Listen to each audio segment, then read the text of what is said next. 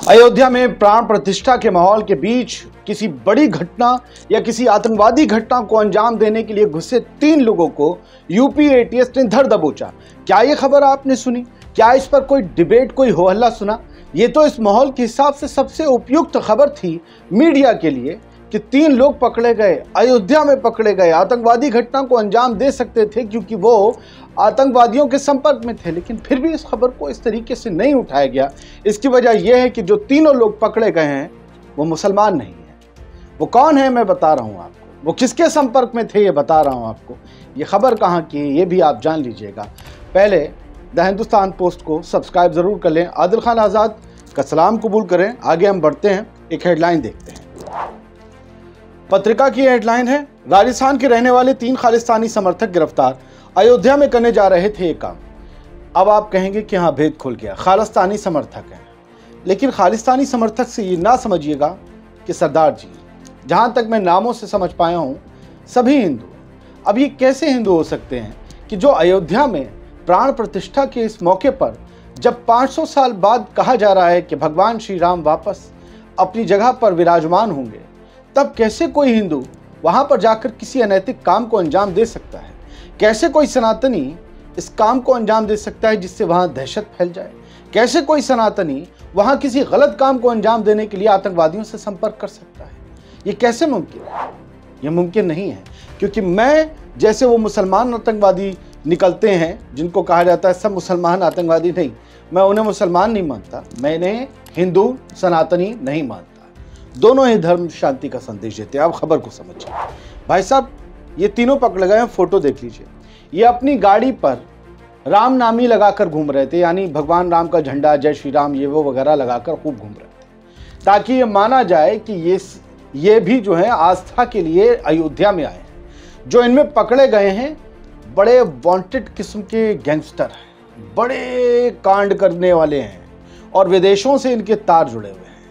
एक तो इसमें आप नाम सुन लीजिए, जो मैं पहचान पाया हूं अभी, आरोपी शंकर हैं, अजीत कुमार हैं, प्रदीप पूनिया हैं। ये पत्रिका ने अधूरे नाम दिए, तो मुझे लगा यार इसमें कुछ गड़बड़ है। शंकर, अजीत कुमार, प्रदीप पूनिया, पूनिया तक तो समझ में आ रहा है, चलो आगे चला जाए। तो न भारत टाइम्स की हेडलाइन है, अयोध्या में साथियों संग पकड़ा गया राजस्थान का गैंगस्टर, बड़ी वारदात की फिराक में था, खालिस्तानी संगठन से लिंक। अब यहाँ पर इनके नाम दिखते हैं कि इसमें एक राजस्थान का चर्चित गैंगस्टर है जो यूपी की एंटी टेररिस्ट स्क्वाड ने पकड़ा है 3 लोगों को, उनमें से एक चर्चित गैंगस्टर है। इन पर कई केस दर्ज हैं। इन्हें दबोचा जिन्हें गया है उनके नाम है प्रदीप पूनिया, ठीक है, अजीत कुमार शर्मा। अब वहाँ से जो है वो पूरा नाम नहीं था, पत्रिका में अजीत कुमार था, तो अजीत कुमार शर्मा यहाँ पकड़े गए हैं। और शंकर लाल दुसाद हैं। तो तीनों के नाम मुझे ऐसे लगे ना सिख हैं ना मुस्लिम हैं। यहाँ कहने का मतलब ये नहीं है बिल्कुल कि अपने हिंदू भाइयों को कोई मैं कुछ कहना, मेरी शिकायत सिर्फ और सिर्फ हमारी उस नाचने वाली मीडिया से है जो फौरन आरोपी को आतंकवादी बना देती है अगर नाम अब्दुल कयूम, कलीम, गुफरान, सलमान ये निकल आए। और यहाँ कोई डिबेट नहीं, कोई खामोशी नहीं। अरे अभी तक तो इनके तार छोड़ो, इनकी पाइपलाइन जोड़ दी होती इन्होंने पाकिस्तान से, अगर ये नाम उर्दू वाले होते।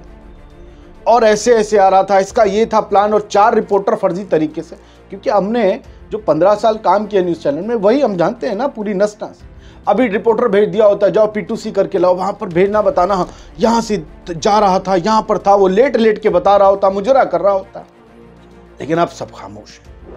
खामोशी की वजह होती है, कभी कभी मजबूरियां होती हैं खामोशी की, कभी कभी खास मकसद होता है। तो ये सब जो थे किसके उसमें थे कांटेक्ट में, ये मैं आपको बता दूं। गुरप्रवंत सिंह पन्नू का नाम आप सबने सुना होगा, जो एक खालिस्तानी आतंकी हैं घोषित भारत सरकार की तरफ से, या उनके समर्थन में थे, यानी संपर्क में थे। कनाडा में बैठे हुए उन लोगों से इनका कांटेक्ट लगातार चल रहा था। और जब अयोध्या में यूपी एटीएस ने इन्हें उठाया, तब गुरप्रवंत सिंह ने इन लोगों की तारीफ भी की पकड़े जाने के बाद कि ये लोग जो है, तो ये माना जा रहा है, ये आज तक की हेडलाइन है, स्कॉर्पियो पर धार्मिक झंडा लगाकर रेकी, बड़ी वारदात की प्लानिंग, अयोध्या से गिरफ्तार 3 संदिग्धों ने उगले राज। इतनी बड़ी प्लानिंग थी, फिर भी कोई डिबेट नहीं। छोटी सी डिबेट तो होनी चाहिए थी। वो जो शाम में चमन और पता नहीं कौन कौन आते हैं, काहे नहीं इस पे डिबेट कर रहे हैं? यहाँ लिखा हुआ है शंकर लाल राजस्थान का कुख्यात गैंगस्टर है, उस पर कई मामले हैं दर्ज। वो कनाडा में बैठकर कई गैंगस्टर्स के संपर्क में था जो खालिस्तानी आतंकियों से जुड़े हुए हैं। पुलिस और सुरक्षा एजेंसियों को चकमा देने के लिए आरोपी स्कॉर्पियो पर श्रीराम का झंडा लगाकर अयोध्या की रेकी कर रहे थे और 22 जनवरी को बड़ी वारदात को अंजाम देने की फिराक में थे। इतनी बड़ी खबर, मीडिया में इस खबर का मर जाना क्राइम माना जाता है, इस पर डिबेट नहीं हुई। आप देख लीजिए, न्यूज़ चैनल्स को आप न्यूज़ चैनल मत कहिए, अब वो सत्संग चैनल हैं, धार्मिक चैनल हैं, घंटी बजाओ चैनल है। कोई न्यूज़ है उस पर? एक मंदिर बन रहा है, भगवान राम का मंदिर है, आप 24 घंटे उस पर रहेंगे? देश में कुछ नहीं हो रहा। वो जो मंदिर के बाहर आसपास कहीं ठंड में ठिठुर रहे होंगे, जिनके घरों में पैसा नहीं है खाने का, बहुत से लोग भूख से भी मरे हैं, होता है ठंड से भी मरे। आज से पहले की खबर उठा ली, आज की बात नहीं कर रहा हूं। उनकी खबर कभी खबर होगी?